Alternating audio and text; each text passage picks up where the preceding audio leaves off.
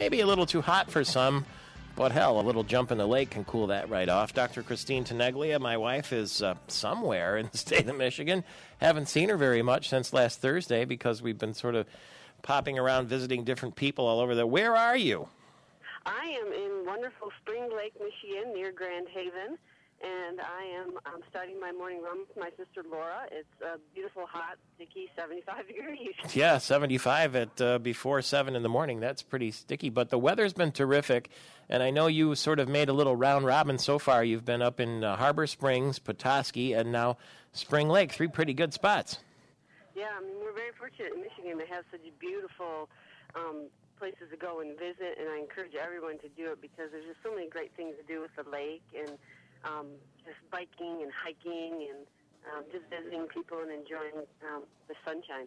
Spring Lake is like that beach there is like Malibu. If you get or in Holland there, it's like you could be in coastal California when you look at that sand and that big lake. It looks like the ocean. Are you going to get to the beach today? Absolutely, we're going to go to the beach. I'm going to take my 3 nieces and nephews, Ellen, Nick, and Jack, and they're very excited to spend some time with their auntie and uncle. That would be you, too. We're going to come visit you, Michael Patrick. So we'll do a little golf, and then we'll go to the pool, maybe a little bit also today. But this is beautiful here.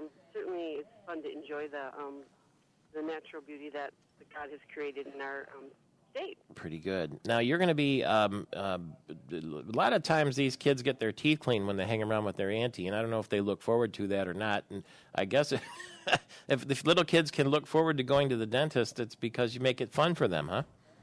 Yeah, I always have 2 special days in my office where it's all my nieces and nephews, which are now 10, our nieces and nephews, which are now 10, and we have a big time, and they love coming into the dentist, and even the young ones get in there as early as 2 years old, which is really important because they see the kids in there and having fun and helping each other out, and they just feel like it's no problem. It's just something that they should do. So I would encourage people to get their kids into the dental office just to watch them get their teeth cleaned, because if they see it's just something that mom and dad are doing, then they just kind of go along with it and they enjoy it. I have lots of kids who are young that come into the office, and it's no problem. They love coming to the dentist.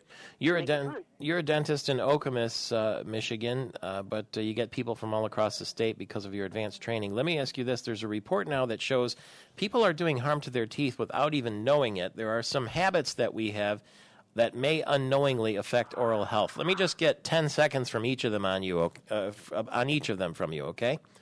Well, I think wait, I'll tell you what they are, and you tell me. Snacking at night is one of the things they say we do that's bad for our teeth.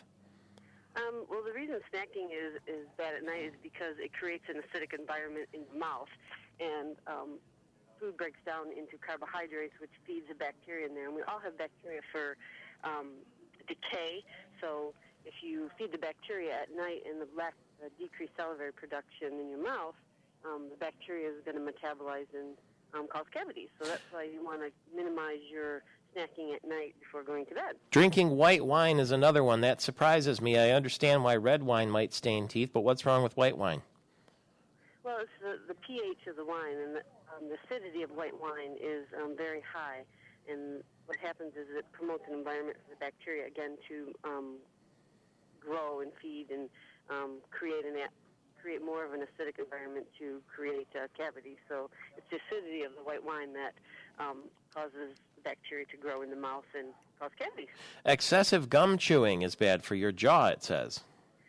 Yeah, the reason that gum chewing is bad is because it's kind of like if you're exercising and you're gonna you haven't done any training, and you decide you're gonna go out and you're gonna keep running or walking and doing that.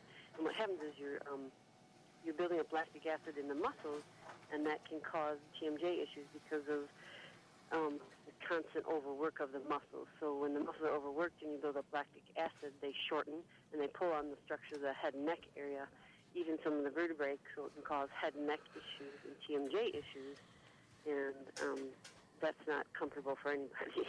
Consuming bottled water is bad for your teeth?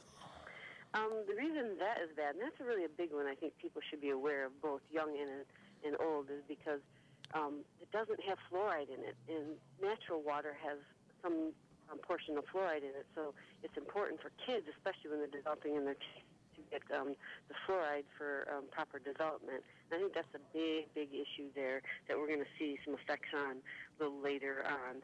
I haven't seen a lot of studies on that yet, but I think that's coming. In Grand Rapids, we sure know about fluoride, don't we? Absolutely. That's where it all started. Really? Well, what's the story? What happened? Why is Grand Rapids the fluoride capital?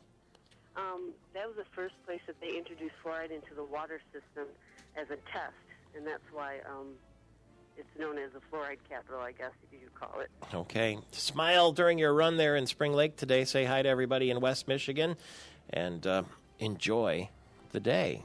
Some of us are getting back to work. Some of us are getting moving this morning. That's Dr. Christine Tenaglia, dentist to the stars, on this Tuesday morning. Remember, it might feel like Monday.